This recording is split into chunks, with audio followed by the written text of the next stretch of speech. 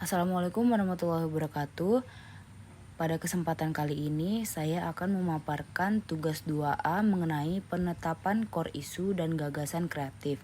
Sebelumnya izinkan saya memperkenalkan diri.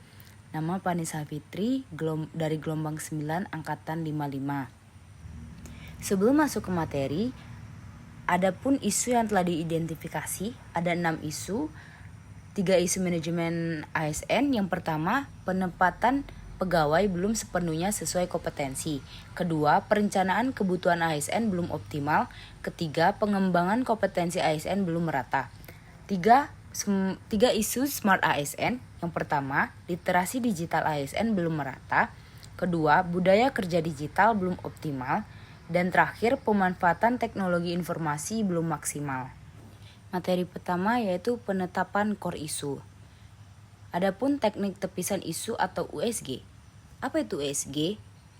Tepisan USG atau Urgency Seriousness Ground adalah metode penyaringan dan penentuan prioritas masalah atau isu dengan memberikan skor 1-5 dengan 3 kriteria.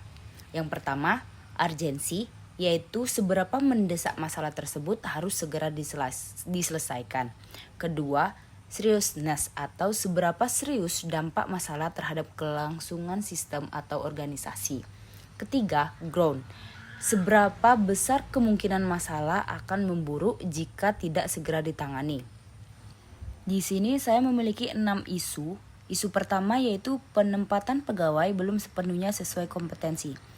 U-nya saya beri nilai 5, S-nya saya beri nilai 5, dan G-nya saya beri nilai 4. Jadi totalnya 13. Kedua, perencanaan kebutuhan ASN belum optimal. U-nya saya beri nilai 4, S-nya saya beri nilai 4, G-nya saya beri nilai 4. Jadi totalnya 12. Yang ketiga, pengembangan ASN belum merata. U-nya saya beri nilai 4, S-nya saya beri nilai 4, dan G-nya saya beri nilai 4. Totalnya juga 12. Keempat yaitu literasi digital ASN belum merata. U-nya saya beri nilai 3, S-nya saya beri nilai 4, G-nya saya beri nilai 3. Total 12. Yang kelima, budaya kerja digital belum optimal. U-nya saya beri nilai 4, S-nya saya beri nilai 4, dan G-nya saya beri nilai 3. Jadi totalnya 11. Yang terakhir yaitu pemanfaatan teknologi informasi belum maksimal. U-nya saya beri nilai 3, S-nya saya beri nilai 3, dan G-nya saya beri nilai 3. Jadi totalnya 9. Bisa dilihat dari tepisan USG, total yang paling besar yaitu penempatan pegawai belum sepenuhnya sesuai kompetensi.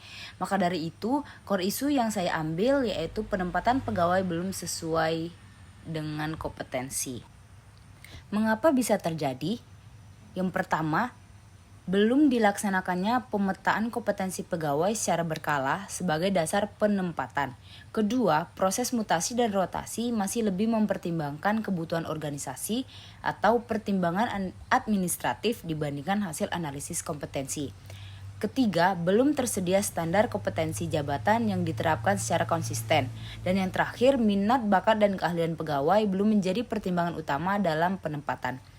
Kondisi faktual di lingkungan unit pelayanan pelabuhan, terkhususnya di UPP kelas 3 Nipah Panjang, masih ditemukan ASN yang ditempatkan pada jabatan yang tidak sesuai dengan latar belakang pendidikan, kompetensi teknis, maupun pengalaman kerjanya. Misalnya, pegawai yang menangani pelayanan teknis ke pelabuhan belum memiliki sertifikasi atau keahlian yang relevan. Selain itu, proses mutasi dan rotasi belum sepenuhnya didasarkan pada hasil pemetaan kompetensi sehingga terdapat ketidaksesuaian antara kompetensi individu dengan tuntutan jabatan yang berdampak pada kinerja organisasi menjadi kurang optimal karena tugas tidak dilaksanakan oleh pegawai yang memiliki kompetensi yang sesuai. Yang kedua, kualitas pelayanan publik di bidang pelabuhan menurun, baik dari sisi kecepatan, ketepatan, maupun profesionalisme pelayanan. Ketiga, produktivitas pegawai tidak maksimal dan proses penyelesaian pekerjaan menjadi lebih lambat. Selanjutnya, ada analisis lanjutan menggunakan fishbone. Analisis akar penyebab. Masalah utamanya yaitu penempatan pegawai belum sepenuhnya sesuai kompeten. Di sini ada 6 akar penyebab. Yang pertama, SDM. 1. Pemetaan kompetensi ASN belum dilakukan secara berkala. Kedua, minat dan bakat pegawai kurang diperhatikan dalam penempatan. Ketiga, kurangnya pelatihan untuk meningkatkan kompetensi teknis. Selanjutnya, metode. Yang pertama, proses mutasi dan rotasi belum berbasis analisis kompetensi.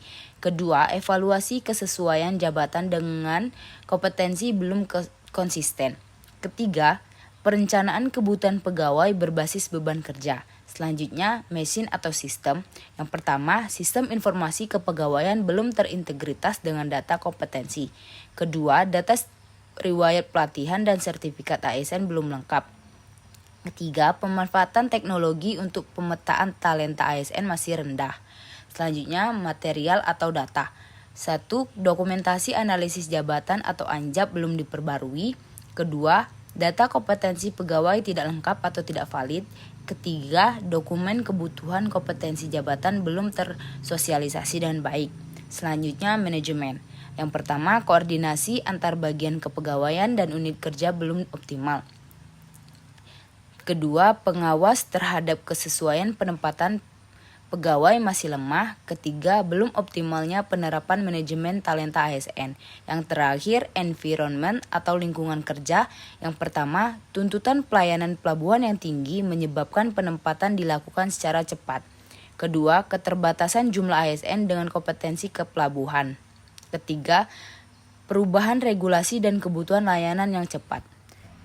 Adapun gagasan kreatifnya, yaitu menerapkan pemetaan kompetensi ASN secara sistematis dengan memanfaatkan data pendidikan, pengalaman kerja, pelatihan, sertifikat, dan hasil penilaian kinerja sebagai penempatan, mutasi, dan rotasi pegawai. Melalui sistem ini, setiap ASN ditempatkan sesuai kompetensi yang dimiliki, sehingga prinsip the right person in the right place dapat diwujudkan. Tujuannya untuk meningkatkan kesesuaian antara kompetensi ASN dengan jabatan, meningkatkan kualitas pelayanan publik di bidang pelabuhan, mendukung implementasi sistem merit dan smart ASN, dan yang terakhir meningkatkan efektivitas dan produktivitas organisasi. Alur kerja usulan. Yang pertama, identifikasi jabatan yang belum sesuai kompetensi. Selanjutnya, mengumpulkan data ASN berupa pendidikan, pelatihan, sertifikat, pengalaman, dan SKP. Selanjutnya, pemetaan kompetensi ASN. Selanjutnya, analisis kesenjangan kompetensi. Selanjutnya, menyusun rekomendasi berupa penempatan, rotasi, mutasi, atau pengembangan kompetensi. Setelah itu, validasi oleh atasan dan tim kepegawaian. Selanjutnya, pelaksanaan penempatan atau rotasi ASN. Selanjutnya, monitoring dan evaluasi berupa kinerja, kepuasan, dan kesesuaian kompetensi. Yang terakhir yaitu update talent pool dan database kompetensi. Kesesuaian dengan Smart ASN. Penempatan ASN berbasis kompetensi mendukung implementasi 4 pilar Smart ASN karena yang pertama, digital skill, memanfaatkan teknologi untuk pemetaan kompetensi dan pengambilan keputusan.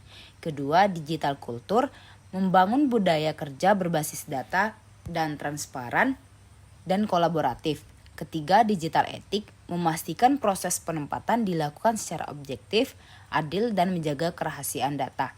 Yang terakhir, digital safety, menjamin keamanan dan perlindungan data kompetensi ASN melalui tata kelola informasi yang baik.